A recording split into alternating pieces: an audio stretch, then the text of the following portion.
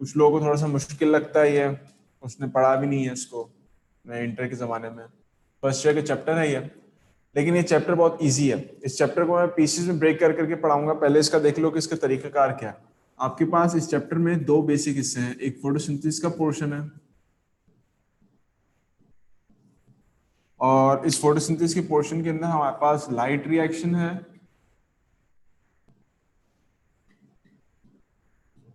एक हमारे पास carbon fixation जिसको हम डार्क रिएक्शन भी बोलते थे, और उसके बाद हमारे पास एक टॉपिक है related to C4 and CAM pathway. फिर आपके पास एक दूसरा टॉपिक है जो मेजर टॉपिक है इस चैप्टर का, वो है रिलेटेड टू सेलुलर रेस्पिरेशन। इस सेलुलर रेस्पिरेशन के अंदर हम लोग सबसे पहले ग्लाइकोलाइसिस को देखेंगे, देन हम लोग जाएंगे क्रैब साइकिल पे जिसको हम लोग सिट्रिक एसिड साइकिल या TCA भी बोलते हैं।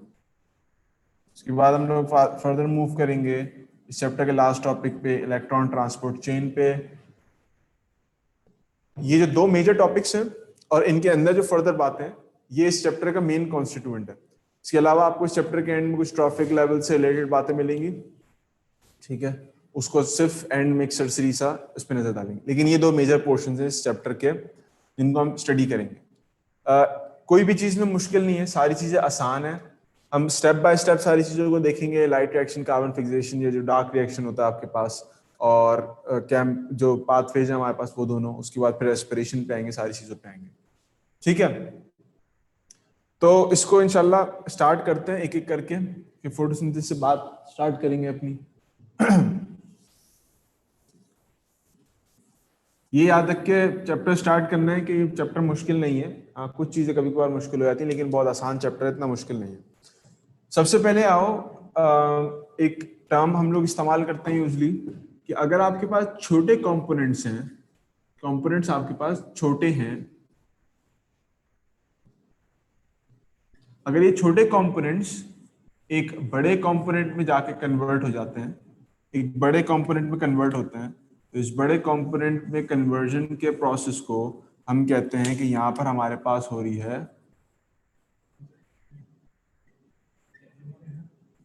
चैप्टर 1 नहीं है, बायोएनर्जेटिक्स का चैप्टर है। फोटोसिंथेसिस किस चैप्टर में?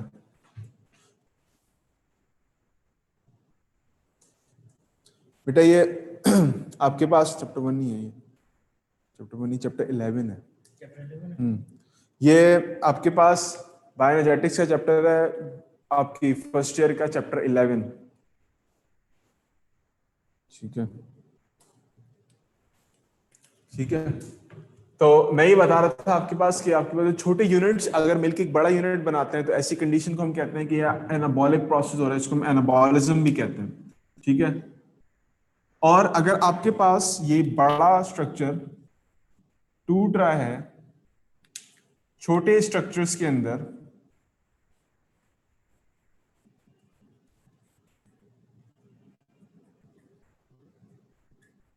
तो ऐसे स्टेज को हम कहते हैं, ये ऐसे प्रोसेस को हम कहते हैं कैटाबॉलिक प्रोसेस है, या यहाँ कैटाबॉलिज्म हो रही है। तो आपके पास छोटे यानी मोनोमर से मिलके जब बड़ा यूनिट बन रहा होता है तो यूजली हम कहते हैं कि फोटोसिंथेसिस में हमें एनाबॉलिज्म देखने को मिलती है। यानी हम छोटे मोनोमर्स या सिंगल कंपाउंड्स को मिला के एक बड़ा कंपाउंड बनाते हैं और फिर इस कंपाउंड को तोड़ के छोटे छोटे यूनिट्स में कन्वर्ट करते हैं और एनर्जी जनरेट करते हैं। ऐसी कंडीशन को कैटाबॉलिज्म कहते हैं। आप कह सकते हो सर रेस्पिरेशन के अंदर कैटाबॉलिज्म हो रही होती है और फोटोसिंथेसिस के अंदर एनाबॉलिज्म हो रही होती है, ठीक है। अच्छा, अब जरा आते हैं फोटोसिंथेसिस के ऊपर। आपके पास टर्म है फोटोसिंथेसिस। फोटोसिंथेसिस आपको पता है फोटोसिंथेसिस का मतलब, फोटो मींस लाइट होता है और सिंथेसिस का मतलब बिल्ड करना या मैन्युफैक्चर करना। बिल्ड करना है, मैन्युफैक्चर करना, किसी चीज को बनाना। तो लाइट के जरिए फूड प्रिपेयर कर रहा है प्लांट या कोई भी ऑर्गेनिज्म, उसको हम कह रहे हैं फोटोसिंथेसिस। एक बात मैं यहाँ क्लैरिफाई कर दूं, हमें पता है कि हमारे पास ऑटोट्रॉफ्स ऑर्गेनिजम्स होते हैं। ऑटोट्रॉफ्स होते हैं जो अपना फूड खुद प्रिपेयर करते हैं। उसकी हमारे पास दो टाइप्स होती हैं, एक हमारे पास फोटोसिंथेटिक ऑर्गेनिजम्स होते हैं और हमारे पास एक कीमोट्रॉफ्स होते हैं, कीमोसिंथेटिक ऑर्गेनिजम्स होते हैं। इसके अंदर आपके पास बैक्टीरिया आता है, इसमें आपके पास बैक्टीरिया, एल्गी और प्लांट्स आते हैं। जब भी मैं इस चैप्टर में कोई भी बात कर रहा हूँ तो मैं फोटोसिंथेसिस से रिलेटेड बात करूंगा और फोटोसिंथेसिस में एक्सक्लूसिवली मैं बात करूंगा रिलेटेड टू प्लांट्स, सिर्फ और सिर्फ प्लांट्स की बात करूंगा। तो मैं बार बार टर्म प्लांट का इस्तेमाल कर रहा हूँ क्योंकि एल्गी के अंदर थोड़ा डिफरेंस होता है फोटोसिंथेसिस में, क्योंकि उसमें क्लोरोफिल के पिगमेंट्स थोड़े डिफरेंट होते हैं। तो मैं जब भी कोई बात करूंगा मैं रिलेटेड टू प्लांट्स बात करूंगा, ठीक हो गया। तो मैंने कहा कि फोटोसिंथेसिस क्या है कि प्लांट लाइट एनर्जी को यूज कर रहा है और उससे अपने पास एक प्रोडक्ट बना रहा है। उस प्रोडक्ट को हम कहते हैं कि वो जी कोई ऑर्गेनिक मॉलिक्यूल बना रहा है, ठीक। ऑर्गेनिक मॉलिक्यूल कौन सा? हम कहते हैं कि जी हमारे पास जब कार्बन डाइऑक्साइड लेता है प्लांट, उसके बाद जमीन से पानी लेता है, उसके बाद उसको वो in the presence of sunlight, and in the presence of chlorophyll, वो इन दोनों चीजों को मिक्स करके आपके पास एक ऑर्गेनिक मॉलिक्यूल बनाता है, ऑर्गेनिक मॉलिक्यूल जिसको हम शुगर कहते हैं, शुगर। और ये शुगर आपके पास यूजली कार्बन, हाइड्रोजन और ऑक्सीजन की फॉर्म में होती है, ठीक है। ये मैं कुछ बिल्कुल बेसिक बातें बता रहा हूं, बिल्कुल आप समझे सेकेंडरी लेवल की बातें बता रहा हूं मैं इस वक्त, ठीक है।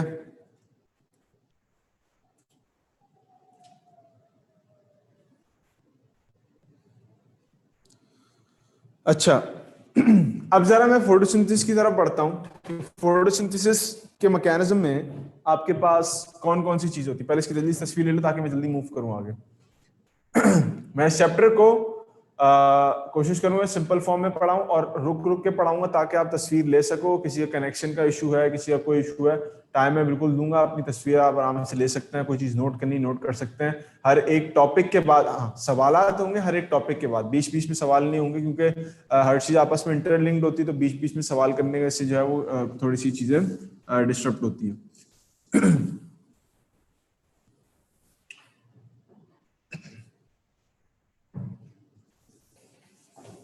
अच्छा जी, अब हमारे पास फोटोसिंथेसिस में हम कहते हैं जी हमारे पास फोटोसिंथेसिस दो मेजर स्टेप्स में होता है या दो मेजर आपके पास फेजेस में होता है। एक फेज है आपके पास, इसको हम कहते हैं लाइट रिएक्शन, और एक फेज है हमारे पास जिसको हम किसी जमाने में पुराने वक्तों में डार्क रिएक्शन कहते थे, फिर हमने उसका नाम चेंज किया लाइट इंडिपेंडेंट रिएक्शन, और अब हम उसको कहते हैं कार्बन फिक्सेशन। लेकिन मैं यहाँ पर डार्क रिएक्शन लिखूंगा आपकी बुक की वजह से, लेकिन हम इसको डार्क रिएक्शन नहीं कहते, लाइट इंडिपेंडेंट रिएक्शन भी नहीं कहते। लाइट इंडिपेंडेंट रिएक्शन का टर्म भी इस्तेमाल हुआ है, लेकिन अब हम इसको क्या कहते हैं, हम इसको कार्बन फिक्सेशन कहते हैं, क्योंकि इस स्टेप में हम लोग कार्बन को फिक्स करते हैं। लाइट रिएक्शन, इसको डार्क रिएक्शन क्यों नहीं कहते या लाइट इंडिपेंडेंट रिएक्शन क्यों नहीं कहते, उसकी मैं वजह जब पढ़ेंगे तो उसको बताऊंगा कि इसको क्यों नहीं कहते ये, ठीक है। लाइट रिएक्शन और डार्क रिएक्शन यानी कार्बन फिक्सेशन जिसको मैं कह रहा हूं, उसके अंदर आप एक चीज देखो, यहाँ पर मैं बिल्कुल बेसिक स्कीम बना दूं। आपको पता है कि जब भी कोई केमिकल रिएक्शन होता है, चाहे बायोकेमिकल रिएक्शन हो या प्योरली केमिकल रिएक्शन हो, तो आपके पास एक चीज होती है उसको हम कहते हैं कि जी ये है रिएक्टेंट। रिएक्टेंट कन्वर्ट होगा प्रोडक्ट में, और आपके पास कभी कभार यहाँ बीच में एंजाइम्स भी आ जाते हैं। लेकिन कहानी जो है वो इस रिएक्टेंट से प्रोडक्ट के दरमियान ही होती है। यानी आपके पास कोई चीज स्टार्ट में किसी रिसर्च जो आपके पास रिएक्शन है उसको स्टार्ट करेगी कोई चीज, यानी प्रिकर्सर जो होगा उसका, या उसका जो रिएक्टेंट होगा, या उसका जो मेटाबोलाइट होगा, और वो कन्वर्ट होगा किसी एक फाइनल प्रोडक्ट में, यानी जिसको आप कहेंगे कि बिल्कुल उसका एंड का एक सबस्टेंट या एक रिएक्टेंट बनेगा, सबसे एंड प्रोडक्ट बनेगा उसका। तो कहानी स्टार्ट होती है रिएक्टेंट से और एंड होती है प्रोडक्ट पे। इसी तरह से लाइट रिएक्शन, डार्क रिएक्शन, दोनों के अंदर आपके पास एक रिएक्टेंट भी होगा और हर एक स्टेप के अंदर एक प्रोडक्ट बनेगा। अगर हमारे पास लाइट रिएक्शन और डार्क रिएक्शन दोनों के रिएक्टेंट और प्रोडक्ट सेम होते तो हम फिर फोटोसिंथेसिस को दो हिस्सों में डिवाइड ना करते।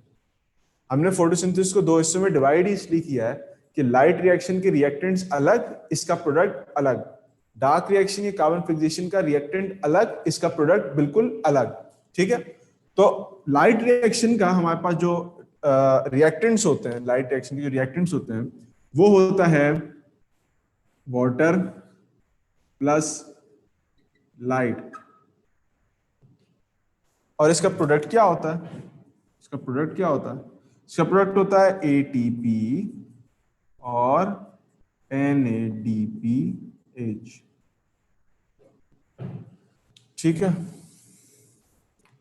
तो रिएक्टेंट आपके पास ऑफ लाइट रिएक्शन क्या है? लाइट रिएक्शन की रिएक्टेंट्स क्या है? वाटर और लाइट, यानी लाइट उसमें रोल प्ले कर रहा है। और प्रोडक्ट्स क्या है? एटीपी और NADPH। अच्छा, जरा रिएक्टेंट इसके देख लेते हैं आके। इसके रिएक्टेंट क्या है? इसका रिएक्टेंट है CO2 और इसका प्रोडक्ट क्या है? इसका प्रोडक्ट क्या है? इसका प्रोडक्ट है शुगर। शुगर यानी आपका जो कार्बोहाइड्रेट का जो मॉलिक्यूल आप बना रहे हैं, सुक्रोज। प्लांट्स के अंदर यूजुअली सुक्रोज बनता है। हम लोग पढ़ते हैं कि जी ग्लूकोज से ये हुआ है, तो ग्लूकोज एनिमल से बनता है, प्लांट्स के अंदर सुक्रोज बनता है। और वैसे आपको पता होगा कि प्लांट्स ही फोटोसिंथेसिस करते हैं, तो जो मेन प्रोडक्ट है ऑफ फोटोसिंथेसिस वो खाली ग्लूकोज नहीं है बल्कि वो सुक्रोज है। ठीक है, नहीं, फोटोसिंथेसिस हमारे पास एनाबॉलिक प्रोसेस है। फोटोसिंथेसिस हमारे पास एनाबॉलिक प्रोसेस है। अच्छा जी,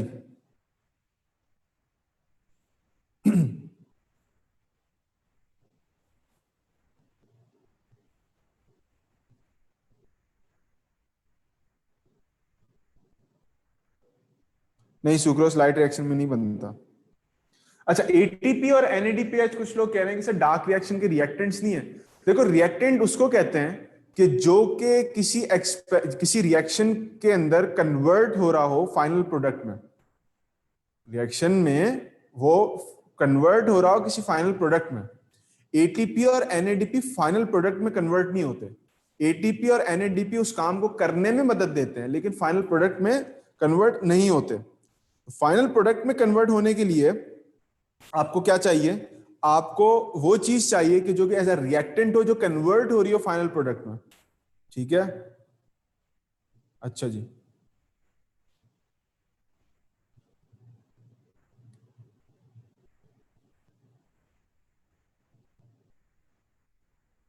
अब मैं एक बार इसको जरा ओवरव्यू देता हूं, फिर मैं आगे चलूंगा। मैंने कहा कि फोटोसिंथेसिस हमारे पास एक एनाबॉलिक प्रोसेस है। फोटोसिंथेसिस हमारे पास एक एनाबॉलिक प्रोसेस है और फोटोसिंथेसिस जो है वो हमारे पास दो स्टेप्स में हो रहा होता है। एक लाइट रिएक्शन की फॉर्म में हो रहा होता है, यानी एक लाइट रिएक्शन पहला स्टेप है। फिर आपके पास डार्क रिएक्शन या जिसको हम कार्बन फिक्सेशन कहते हैं, ये आपके पास एक दूसरा स्टेप है। ठीक है जी। उसके बाद हमने कहा कि लाइट रिएक्शन के अंदर जो हमारे रिएक्टेंट्स हैं वो है वाटर और लाइट, यानी लाइट वो काम करवा रहा होता है। लाइट खुद कन्वर्ट नहीं होता लेकिन लाइट काम करवा रहा होता है। और वाटर, यानी मेन रिएक्टेंट हमारे पास वाटर है। और ये कन्वर्ट इस लाइट रिएक्शन से हमारे पास प्रोडक्ट्स क्या बन रहे होते हैं? एटीपी और NADPH। ये दोनों एनर्जी करेंसी हैं, यानी एनर्जी दे रहे हैं सेल को। ठीक है, उसके बाद आपके पास डार्क रिएक्शन है जिसको हम कार्बन फिक्सेशन रिएक्शन भी कहते हैं। Carbon fixation reaction, carbon fixation reaction जो है आपके पास वो डार्क रिएक्शन को हम कह रहे हैं। उसके अंदर आपका जो रिएक्टेंट है वो कार्बन डाइऑक्साइड है। अच्छा, कार्बन डाइऑक्साइड के साथ एक और रिएक्टेंट भी होता है RUBP, लेकिन उसका मैं अभी जिक्र नहीं कर रहा। चाहे तो लिख लो, लेकिन उसका मैं अभी जिक्र करने नहीं चाह रहा क्योंकि वो उसकी डिटेल में आएगा। चाहो तो इसको मेंशन कर लो, चाहो तो रहने दो, ये मर्जी है आपकी। इसको मैं अंडरलाइन कर देता हूँ अभी, इसको जहां मेंशन करना चाहो तो कर लो वरना रहने दो। ये कन्वर्ट किस में हो रहा है? शुगर में कन्वर्ट हो रहे होते हैं। ठीक है, यानी इससे जो प्रोडक्ट है of dark reaction carbon fixation वो क्या है? शुगर है। फोटोसिंथेसिस एनाबॉलिक प्रोसेस कैसे है, कोई पूछ रहा है? आप देखो, एनाबॉलिज्म मैंने क्या बताया, क्या मैंने बनाया? छोटे छोटे यूनिट्स मिलकर एक बड़ा यूनिट बना रहे हैं। छोटे छोटे यूनिट्स मिलकर एक बड़ा यूनिट बना रहे हैं आपके पास। अच्छा जी, कैटाबॉलिज्म में ये बड़ा यूनिट जो है वो टूटेगा छोटे छोटे यूनिट्स के अंदर। ठीक है,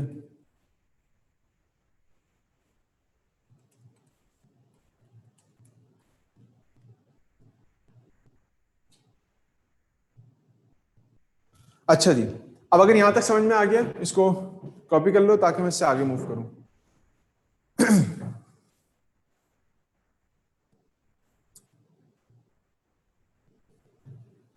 अच्छा जी,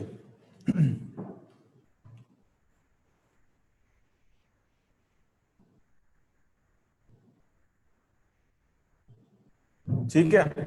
तो अब देखो, इस फोटोसिंथेसिस को स्टार्ट करने से पहले कुछ बातें समझनी जरूरी हैं। फॉर एग्जाम्पल, आपके पास एक फैक्ट्री है, गाड़ियों की फैक्ट्री है, आपके पास लेबर भी मौजूद है, आपके पास जो सामान आपकी फैक्ट्री बनाती है गाड़ियों का, उसका रॉ मटेरियल भी मौजूद है। फैक्ट्री भी है आपके पास, लेबर भी है, रॉ मटेरियल भी, जिसको मिला के आप अपना प्रोडक्ट बना रहे हैं। लेकिन आपके पास एक चीज की कमी है, और वो है पैसे की, यानी इन्वेस्टमेंट जिसको हम कह रहे हैं।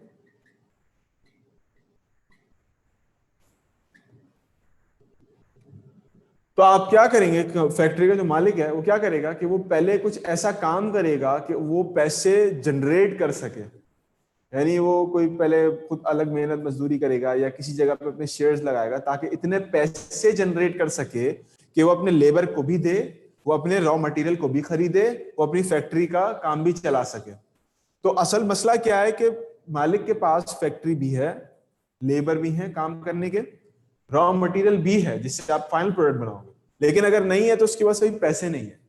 तो जो मालिक है वो क्या करेगा, वो अपने ऐसी इन्वेस्टमेंट्स करेगा या कुछ ऐसे शेयर बनाएगा अपने, ताकि वो इतना पैसा जनरेट कर सके कि वो फैक्ट्री भी चलाए, वो लेबर को भी पैसे दे यानी उसकी सैलरीज वगैरह, और रॉ मटेरियल खरीदने के भी उसके पास पैसे हों। अब यही एनालॉजी अगर हम फोटोसिंथेसिस पे अप्लाई करते हैं तो हमें पता चलता है कि हमारे पास फैक्ट्री जो है वो बेसिकली क्या है, क्लोरोप्लास्ट। हमारे पास लेबर क्या है, मुख्तलिफ एंजाइम्स, मुख्तलिफ कैरियर्स, मुख्तलिफ आयंस वगैरह। हमारे पास रॉ मटेरियल क्या है, हमारे पास raw material in the form of water and carbon dioxide जो हम बाहर से ले रहे हैं। हमारे पास पैसे नहीं है अभी। हमारे पैसे किस फॉर्म में बनेंगे, हमारे पैसे बनेंगे इन the form of ATP and NADPH। जब हमारे पास ये कमी पूरी होगी तो हम आगे का काम कर सकेंगे।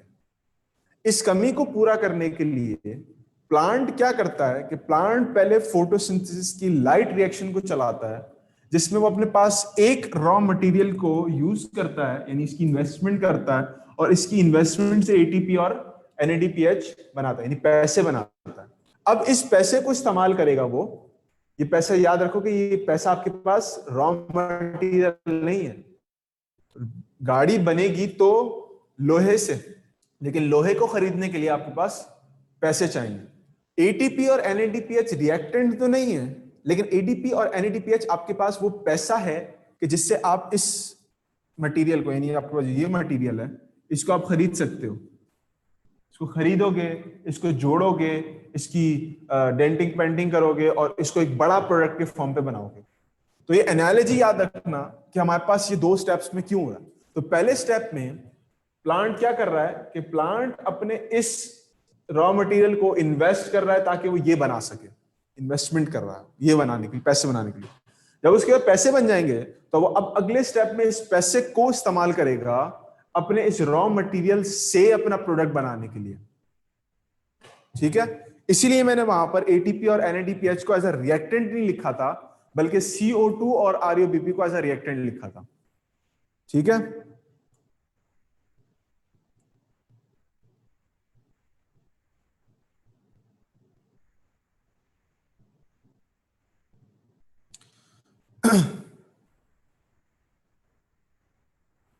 ठीक है, ये बात समझ में आई आप लोगों को। मैंने कहा, मैं इसको एक बार रिपीट कर देता हूं, किसी को प्रॉब्लम हुआ अगर। मैंने कहा कि देखो याद रखो कि अगर आपके पास एक फैक्ट्री है, आपके पास अब आपके पास गाड़ियों की फैक्ट्री, आप गाड़ियां बनाना चाह रहे हो, ठीक है, होंडा, टोयोटा, कोई भी। आपके पास फैक्ट्री भी है, आपके पास लेबर भी है, आपके पास रॉ मटेरियल भी है, यानी लोहा, कार्बन फाइबर, जो भी सारी चीजें आपने इस्तेमाल करनी गाड़ी बनाने के लिए। लेकिन आपका पैसा नहीं है। पैसा नहीं है तो ना फैक्ट्री चल सकती है, ना लेबर चल सकता है, ना रॉ मटेरियल चल सकता है।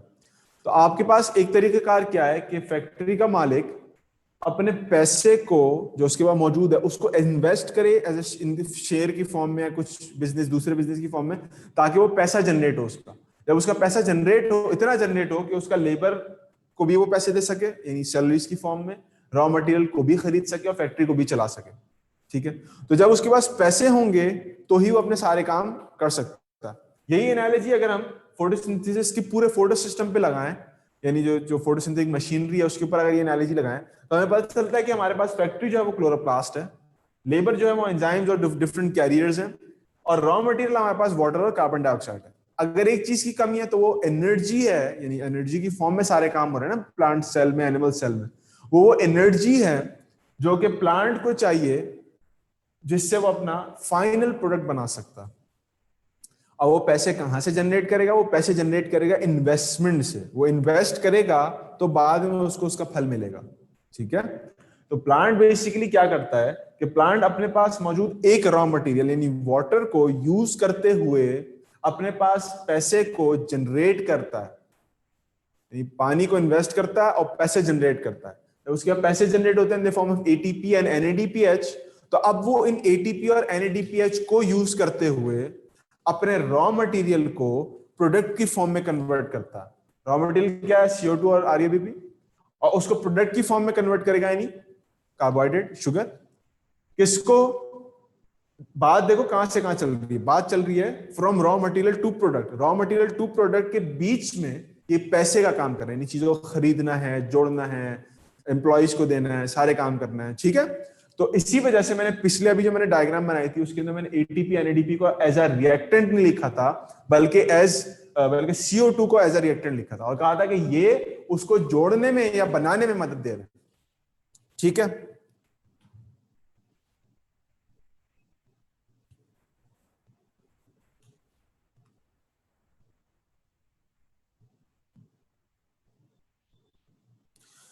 देखो याद रखो रिएक्टेंट आपके पास फॉर कार्बन फिक्सेशन है ही सिर्फ और सिर्फ CO2।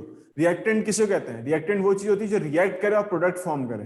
ठीक है, रिएक्ट करे और प्रोडक्ट फॉर्म करे। एटीपी और एनएडीपी रिएक्ट तो कर सकते हैं, प्रोडक्ट फॉर्म क्या करेंगे? एटीपी फॉर्म करेगा एडीपी। लेकिन क्या ये हमारा फाइनल प्रोडक्ट है ऑफ डार्क रिएक्शन? ना, हमारा final product of dark reaction क्या है? शुगर, यानी हमारा जो 6 कार्बन कंपाउंड जो है, ठीक है, ग्लूकोस है, सुक्रोस है, जो भी है। तो उसको बनाने में जो चीज इस्तेमाल हो रही है, यानी उस वो जिस चीज से कन्वर्ट हुआ है वो कार्बन डाइऑक्साइड और आरयूबीपी है। ठीक है अच्छा जी, बायो प्लस कॉमर्स जी।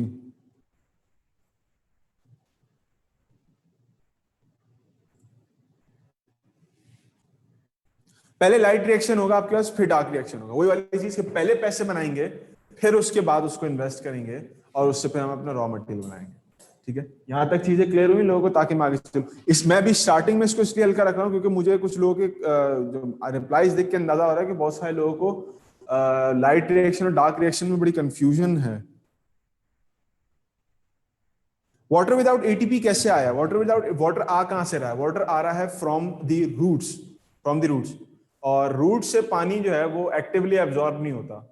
यानी अगर आपके पास ग्रेडियंट बना हुआ है तो पानी वैसे ही आपके पास अंदर दाखिल हो जाएगा। अगर आपको एक्टिवली वाटर एब्जॉर्ब करना पड़ा है तो एटीपी चाहिए। लेकिन अगर वाटर एक्टिवली एब्जॉर्ब नहीं हो रहा सिंपल डिफ्यूजन से या ऑस्मोसिस से अंदर मूव कर रहा है आपके पास, तो आपके पास वहां एटीपी की रिक्वायरमेंट नहीं होगी, वो सिंपली जाइलम के जरिए ऊपर चला जाएगा। ठीक है, वाटर पोटेंशियल की बात शायद आप लोगों के साथ कभी नहीं हुई, दूसरी क्लास में मेरी हुई थी, कुछ लोगों ने सवाल पूछा था।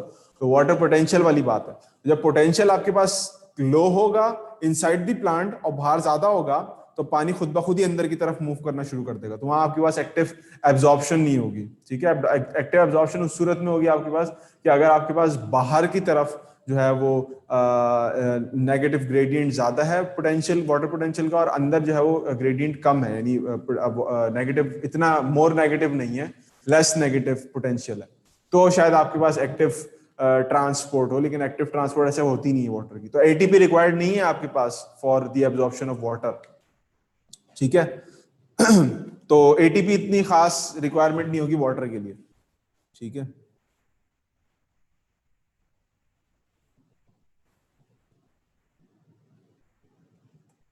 लाइट रिएक्शन होगा और डार्क रिएक्शन होगा तो आपके पास शुगर बनेगी। अगर खाली लाइट रिएक्शन हो रहा है तो आपके पास शुगर नहीं बनती। और ऐसी चीज हमें देखने को मिलती है जब 12 बजे के टाइम पे तेज धूप हो। आजकल तो ऐसा नहीं होता, लेकिन जब आप जून जुलाई से पहले की बात करें, कुछ मई की बात, तेज धूप हो बिल्कुल तेज, तो आपके पास प्लांट जो है वो अपना एक फोटो सिस्टम बंद कर देता है। वहां पर सिर्फ आपके पास एटीपी बनते रहते हैं, एनएडीपीएस नहीं बनते। जब दोनों चीजें नहीं बनती तो वो आगे मूव नहीं करती कार्बन फिक्सेशन पे, और प्लांट फिर स्टार्च या आपके पास जो ग्लूकोज है वो नहीं बनाता। तो इसका मतलब ये है कि फॉर एफिशिएंट जनरेशन या for efficient synthesis of carbohydrate, plant requires efficient working machinery of light reaction and as well as dark reaction। यानी प्लांट को लाइट रिएक्शन भी करना है और डार्क रिएक्शन भी करना है, तब जाके आपके पास कार्बोहाइड्रेट एफिशिएंटली बनेंगे। ठीक है, वरना प्लांट जो है वो इन दो में से अगर कोई, अगर लाइट रिएक्शन नहीं हो तो डार्क रिएक्शन तो होगा ही नहीं। लेकिन अगर लाइट रिएक्शन हो रहा है लेकिन कोई ऐसा मसला है कि एनएडीपीएच और एटीपी बन के आगे नहीं जा रहे, तो भी आपके पास कार्बोहाइड्रेट नहीं होगी। तो इन दोनों का साथ होना जरूरी है for the synthesis of carbohydrate. ठीक है,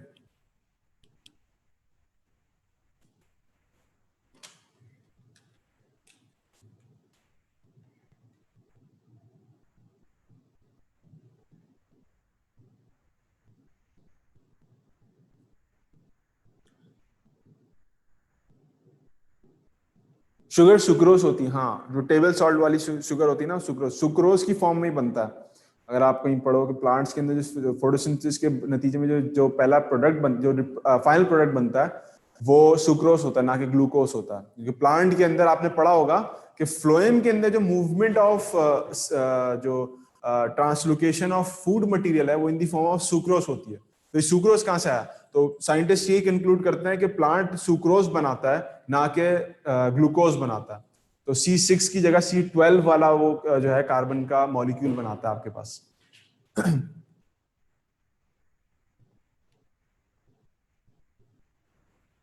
डार्क रिएक्शन डे में होता है, डे में ही होता है वो। अंधेरे में भी हो सकता है लेकिन डे में होता है वो।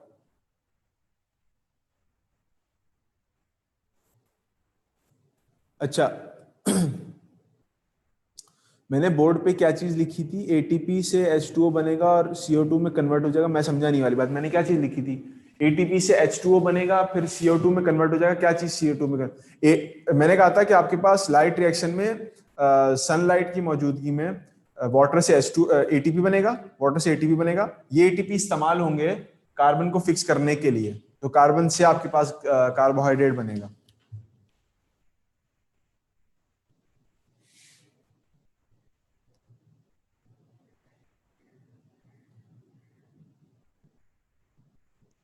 ग्लूकोज बनता है, ग्लूकोज बनता है, लेकिन आपके पास सुक्रोज असल फॉर्म है जो कि फोटोसिंथेसिस के नतीजे में बन रही होती है।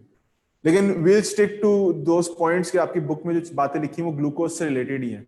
तो C6 वाले मॉलिक्यूल को ही सिंथेसाइज करवाएगी आपकी बुक में, और C6 के मॉलिक्यूल को ही आपकी बुक के अंदर जो है वो फिर रेस्पिरेशन तक लेके गया। तो हम उसी की बातें करेंगे। ठीक है, ऐसे मैंने ऐसी पॉइंट बता दिए थे कि असली में क्या होता है।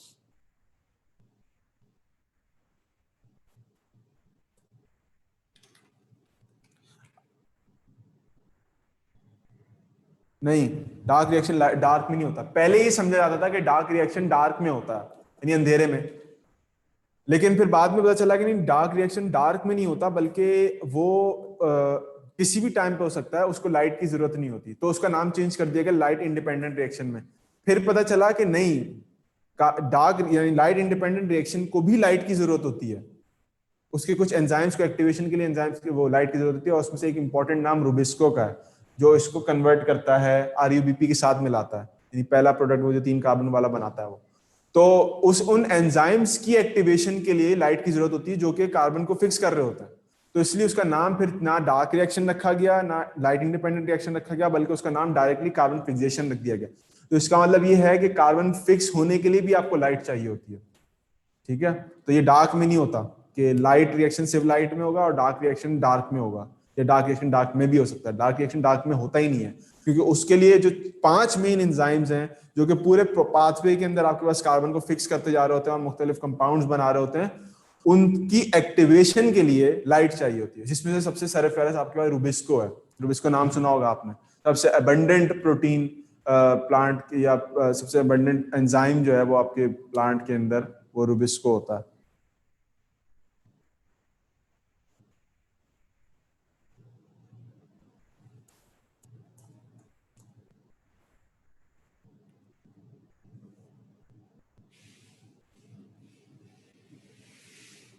अच्छा, कुछ लोगों का सवाल ये है कि सर जब प्लांट जो है वो लाइट रिएक्शन के बाद आप लाइट रिएक्शन को यूज करते हुए एटीपी बना सकता है, तो उसको फिर कार्बोहाइड्रेट बनाने की क्या जरूरत है? सवाल अच्छा है कि जब वो एटीपी बना रहा है तो कार्बोहाइड्रेट क्यों बना रहा है? वो सिंपली इसी को एटीपी को इस्तेमाल कर अपने सारे रिएक्शन बनाने में। मसला ये है कि आपके पास जो एटीपी एनएडीपीएच बन रहा है ये इतनी ज्यादा क्वांटिटी में नहीं है कि प्लांट के तमाम मेटाबॉलिक प्रोसेस को चला सके। बहुत कम अमाउंट में एनर्जी बन रही होती है, सिर्फ इतनी बन रही होती है कि ये उन प्रोसेसेस को चला सके कि जिन्होंने कार्बोहाइड्रेट बनाने। कार्बोहाइड्रेट जब टूटता है वो इससे कहीं ज्यादा अमाउंट में एनर्जी प्रोड्यूस करता है, कहीं ज्यादा अमाउंट में एनर्जी प्रोड्यूस करता है। आपको पढ़ा होगा, जिन जिन लोगों ने चैप्टर पढ़ा उनको पता होगा कि एक रेंज दी जाती है। वैसे आपकी बुक के हिसाब से 36 एटीपी का जिक्र है एक कार्बोहाइड्रेट की मॉलिक्यूल या एक ग्लूकोज के मॉलिक्यूल की ब्रेकडाउन पे, लेकिन जो एक रेंज दी जाती है वो है 30 से 36 एटीपी जो है वो आपके पास निकलते हैं बाय डिसोसिएशन या degradation of one glucose molecule. तो इसका मतलब ये है कि आपके पास जो है वो तकरीबन कोई 30 से 36 एटीपीज बन रहे हैं सिर्फ एक कार्बोहाइड्रेट मॉलिक्यूल के टूटने से। तो इतने ज्यादा, और एक मॉलिक्यूल तो नहीं बनता प्लांट के अंदर, तो लगातार सुक्रोज बन रहा होता है, ग्लूकोज बन रहे होते हैं और पता नहीं क्या क्या कार्बोहाइड्रेट बन रहा होता है। वो जब भी टूटेंगे तो उनसे इतनी ज्यादा एनर्जी बनेगी।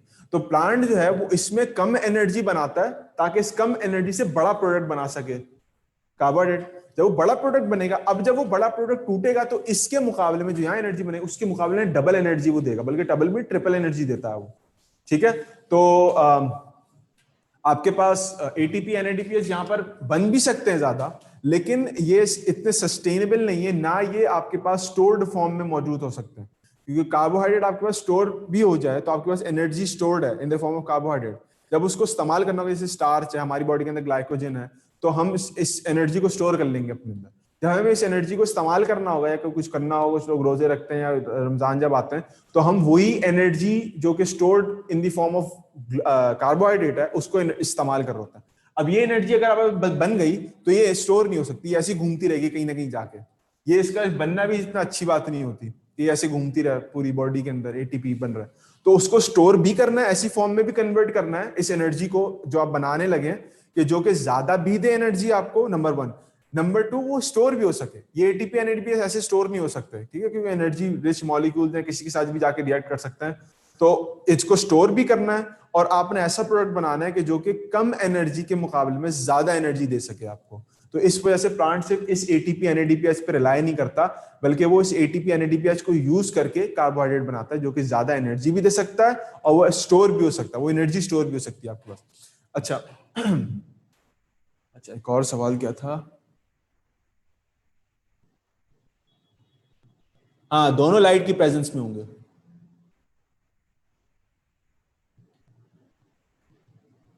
हाँ, इस एग्जाम्पल के अंदर मनी जो है वो वो प्रोडक्ट है आपके पास इसका लाइट रिएक्शन का।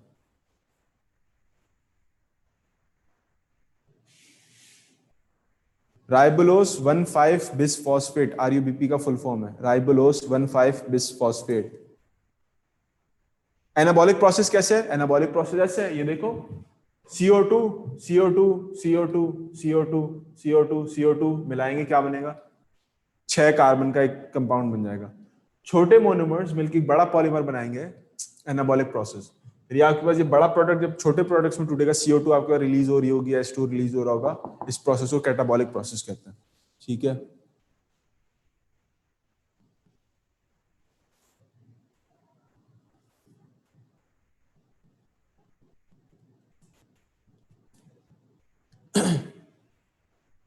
ये दोनों रिएक्शंस डे में ही होंगे, ये दोनों रिएक्शंस डे में ही होते हैं। डार्क में प्लांट कोई काम नहीं करता ना, कार्बोहाइड्रेट बनाने का करता है, ना कोई और काम करता है। इसकी छोटी सी एग्जांपल आप लोगों ने अपने शायद बचपन में देखी होगी, पता नहीं फर्स्ट में तो प्रैक्टिकल नहीं कराते, नाइन्थ में अगर किए तो किए होंगे। आपने डार्क में कुछ पौधा रखा होगा और उसके अंदर हम आयोडीन टेस्ट करते हैं कि वो जो उसके कुछ पार्ट्स हैं वो डार्क में रखने के बाद जब आप उसको आयोडीन से स्टेन करते हैं तो जहां पर आपके पास स्टार्च बना होता है जगह ब्राउन हो जाती है, और जहां पर स्टार्च नहीं होता वो जगह ब्लू हो जाती है। कुछ इस तरह का एक्सपेरिमेंट करते हैं हम लोग। लाइट जो है वो कवर कर देते हैं, कुछ पीस कवर कर देते हैं लीफ का, वहां पर लाइट नहीं पड़ रही होती, तो जब आप उसको आयोडीन से डाई करते हैं तो वो जो डार्क स्टेज होती है वो आपके पास जो है वो क्या कहते हैं ब्राउन हो जाती है। शायद इस तरह कोई एक्सपेरिमेंट होता है। तो वो इंडिकेशन एक्सपेरिमेंट ये बता रहा था आपके पास कि प्लांट जो है वो डार्क के अंदर स्टार्च को कन्वर्ट करना शुरू कर देता है ग्लूकोज के अंदर, जबकि वो पोर्शन जो कि लाइट एक्सपोज्ड होता है वो स्टार्च में जो है वो स्टार्च को स्टोर कर रहा होता है, ना कि स्टार्च को यूज कर रहा हो। तो एक इंडिकेशन आपको इस बात से मिलती है जब एक्सपेरिमेंट्स करते हैं। तो वो एक्सपेरिमेंट मुझे एग्जैक्टली याद भी नहीं कि हम प्रैक्टिकल कैसा करते थे वो वाला, लेकिन उससे आपको पता चलता है कि डार्क के अंदर ना तो प्लांट अपने पास फोटोसिंथेसिस कर रहा होता है, फोटोसिंथेसिस कोई भी स्टेज यानी लाइट रिएक्शन भी नहीं कर रहा होता, लाइट रिएक्शन के लिए तो लाइट चाहिए, ना डार्क रिएक्शन कर रहा होता है, इसको हम कार्बन फिक्सेशन कहते हैं। क्योंकि अगर वो स्टार्स को यूटिलाइज करना शुरू करता था डार्क के अंदर, अंधेरे के अंदर, तो इसका मतलब ये है कि उसने अपने पास कार्बोहाइड्रेट नहीं बनाया, बल्कि अब वो स्टोर्ड फॉर्म ऑफ एनर्जी को इस्तेमाल कर रहा है अपनी रिक्वायरमेंट पूरी करने के लिए। ठीक है, अच्छा, अगर यहां तक बातें हो गई तो मैं जरा इससे एक स्टेप आगे चलूंगा। और एनाटॉमी स्कूल में किया था अपने जब मैं छोटा था। ठीक है, अच्छा यहां तक हो गया। इसको अगर कॉपी कर लिया तो मैं इससे आगे चलता हूं। मैं सिर्फ आपको सिर्फ एनाटॉमी समझाना चाह रहा हूं इस फैक्ट्री की, उसके बाद फिर हम अगली बातें नेक्स्ट क्लास में देखेंगे। अच्छा जी, अब आपके पास जो फैक्ट्री है यानी जो आपके पास क्लोरोप्लास्ट है उसकी अगर आप जो एनाटॉमी है उसको समझ लोगे तो आपके पास चीजें बहुत इजी हो जाएंगी। हमारे पास एक अदद कह लो कि bean like dish like structure होता है जिसको हम क्लोरोप्लास्ट कहते हैं। उसकी डबल मेम्ब्रेन्स होती हैं। डबल मेम्ब्रेन स्ट्रक्चर है, आपको पता है कि प्रोकैरियोट्स के अंदर नहीं होता, ये यूकैरियोट्स के अंदर होता है। और इसके अंदर आपके पास कुछ स्टैक लाइक स्ट्रक्चर्स होते हैं जिनको हम क्या कहते हैं, वो कहते हैं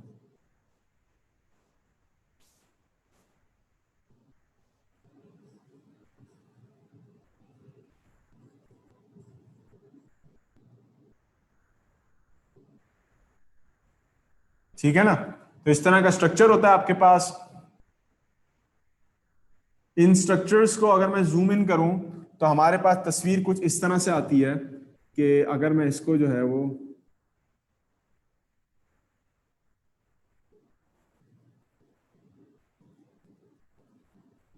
इसको मैं अगर जूम इन करूं तो हमारे पास तस्वीर कुछ ऐसी बनती है कि हमारे पास ये स्टैक्स होते हैं इस तरह से,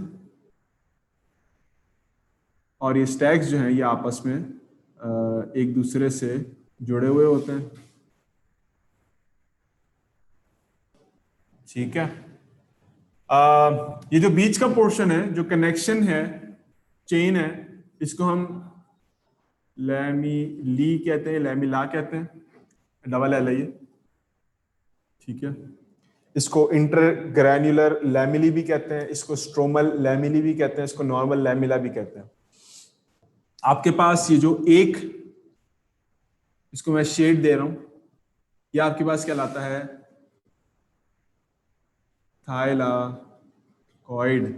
थाइलाकॉइड आपके पास ये जो थाइलाकॉइड जितने भी हैं, ये 1 2 3 4 5 6 जितने भी होंगे, इन थाइलाकॉइड्स के जो पाइल है, इस थाइलाकॉइड का जो कह लो कि जो एक स्टैकिंग है, ठीक है ना, उसको हम नाम देते हैं ग्रेना का, ग्रेना या ग्रेनम। ठीक है, तो आपके पास क्या स्टोरी बनी, ये जो बीच में जो कनेक्शंस है बिटवीन टू ग्रेना, इनको हम क्या नाम देंगे, इसको हम नाम देंगे लैमिली का। उसके बाद हमारे पास एक जो है उसको हम थाइलाकॉइड नाम देंगे, और बाकी जो पूरा एक स्टैक है, यानी समझ लो इस तरह से अगर मैं बनाऊं, ये आपके पास एक बिल्डिंग है, ये दूसरी बिल्डिंग है, और इन दोनों बिल्डिंग्स के बीच में कनेक्शन है। ठीक है, एक वॉक थ्रू है कुछ कह लो। ये जो कनेक्शन जो है इन दोनों के बीच में, जो इन दोनों को जोड़ रहा है, उसको हम लैमिला कहेंगे। ये जो एक पूरी बिल्डिंग है, इसको हम कहेंगे कि ये है हमारे पास ग्रेना, पूरी बिल्डिंग। और इस बिल्डिंग के अंदर जो मुख्तलिफ फ्लोर्स हैं, फ्लोर जाहिर सी बात है फ्लोर मिलके पूरी बिल्डिंग बना रहे हैं, जो फ्लोर्स हैं इन फ्लोर को हम नाम देंगे, एक फ्लोर को थाइलाकॉइड। ठीक है, तो हमारे पास सिचुएशन क्या बनी, क्लोरोप्लास्ट है, डबल मेम्ब्रेन स्ट्रक्चर है, उसके अंदर आपके पास ग्रेना है, बहुत सारे ग्रेना आपस में जुड़े हुए हैं with the help of lamellae, और हर एक ग्रेना जो है वो एक एक एक थाइलाकॉइड से मिलके बना हुआ है, थाइलाकॉइड से मिलके बना हुआ है। अच्छा, इस पूरे स्ट्रक्चर के अतराफ में आपके पास यहाँ पर इस तरफ यूं एक लिक्विड मटेरियल मौजूद होता है, लिक्विड यहाँ इस तरह से, इस लिक्विड को हम नाम देते हैं स्ट्रोमा का। जैसे आपके पास सेल है, सेल मेम्ब्रेन है, सेल मेम्ब्रेन के अंदर आपको पता है कि साइटोप्लाज्म है, लिक्विड स्ट्रक्चर है, न्यूक्लियस के अंदर न्यूक्लियोप्लाज्म है, माइटोकॉन्ड्रिया के अंदर वो है मैट्रिक्स है, वैसे ही आपके क्लोरोप्लास्ट के अंदर जो पूरा मटेरियल भरा हुआ होगा उसको हम स्ट्रोमा कहते हैं, जो मटेरियल पूरा भरा हुआ उसको हम स्ट्रोमा कहते हैं, जो लिक्विड मटेरियल है उसका। ठीक है, यहां तक इसकी बातें क्लियर हुई।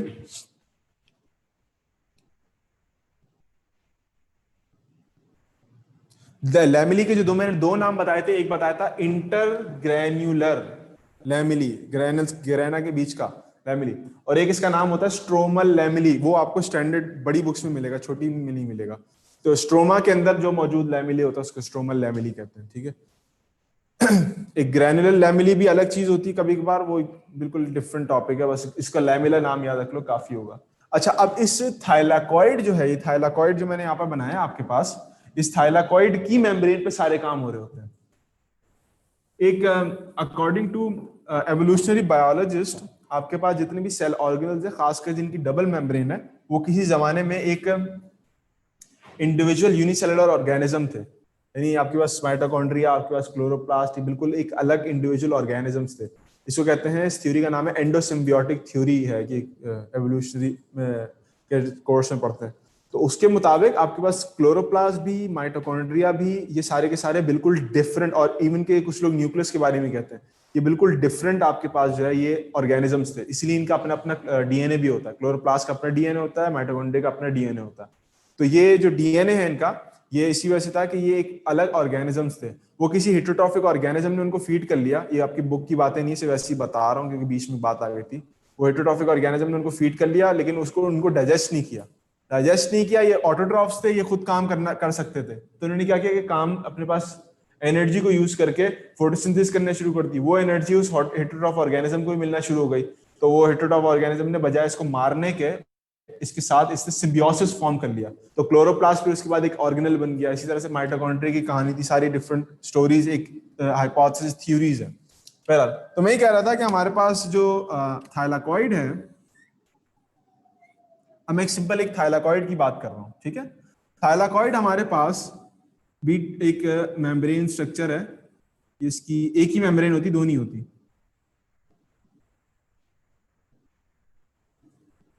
ये थाइलाकॉइड की मेम्ब्रेन है,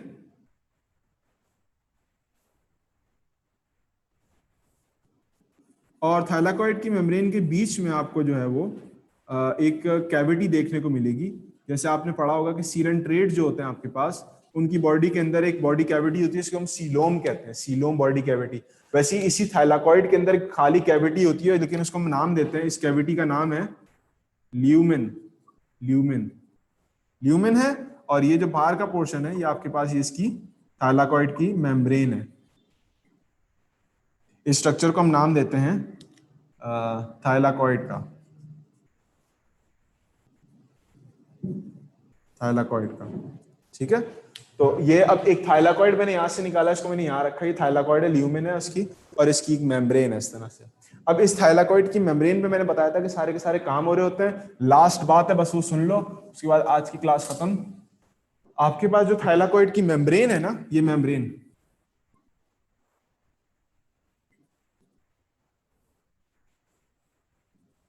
इस मेम्ब्रेन का स्ट्रक्चर कुछ इस तरह से होता है कि मैंने मेम्ब्रेन यूं बनाई थी। ठीक है, आपको पता है कि ये आपके पास जो है वो आउटसाइड का पोर्शन है, यानी समझ लो यहाँ स्ट्रोमा होगा आपके पास आउटसाइड ऑफ द थाइलाकॉइड, और यहाँ आपकी ल्यूमेन है, यानी inside of the thylakoid, thylakoid के अंदर। ठीक है, इस मेम्ब्रेन के ऊपर कुछ स्ट्रक्चर्स आपके पास प्रेजेंट है, कुछ स्ट्रक्चर्स प्रेजेंट है आपके पास। कुछ स्ट्रक्चर्स प्रेजेंट हैं, उन स्ट्रक्चर्स के मुख्तलिफ नाम हैं, ठीक है। उन स्ट्रक्चर्स के मुख्तलिफ नाम हैं, उनके नामों को देख लेंगे, फिर इस टॉपिक को ख़त्म करेंगे, मतलब इस क्लास को।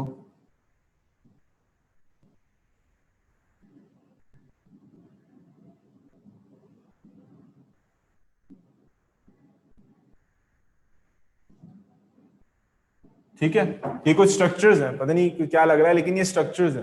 इन स्ट्रक्चर्स की मैं नीचे बना देता हूं आपके पास। ये आपके पास एक स्ट्रक्चर है, ये पहला वाला। फिर आपके पास मैंने एक बॉक्स वाला स्ट्रक्चर बनाया। फिर मैंने आपके पास ये ब्लैक वाला स्ट्रक्चर बनाया है विद डॉट्स।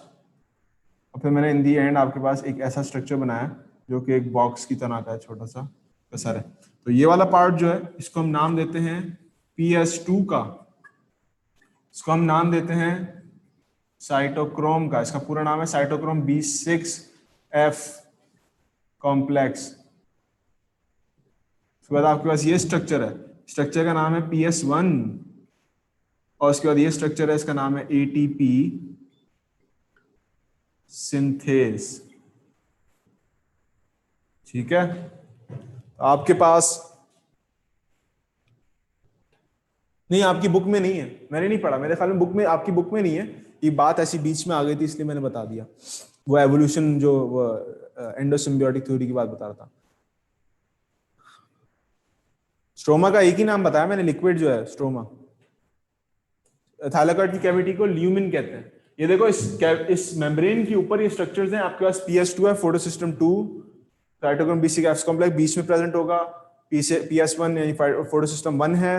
फिर आपके पास ATP सिंथेज है। आपको पता है ATP सिंथेज नाम बता रही कि ATP की सिंथेज करेगा ये वाला, ठीक है।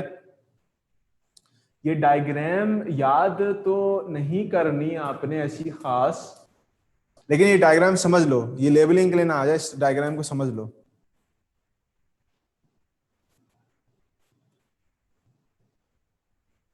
इसमें कुछ आपके पास बीच में कुछ और चीजें भी होती हैं। NADPH डायरेक्टेज होता है, लाइट हार्वेस्टिंग कॉम्प्लेक्सेस होते हैं, बीच में छोटी छोटी चीजें होती हैं।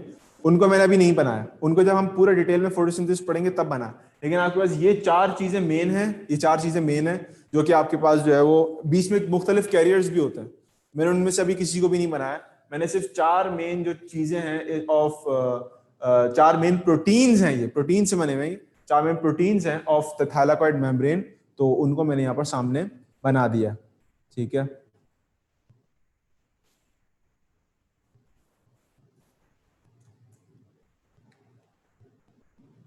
साइटोक्रोम के बाद मैंने लिखा है B6, B for ball, 6, F for fat, complex.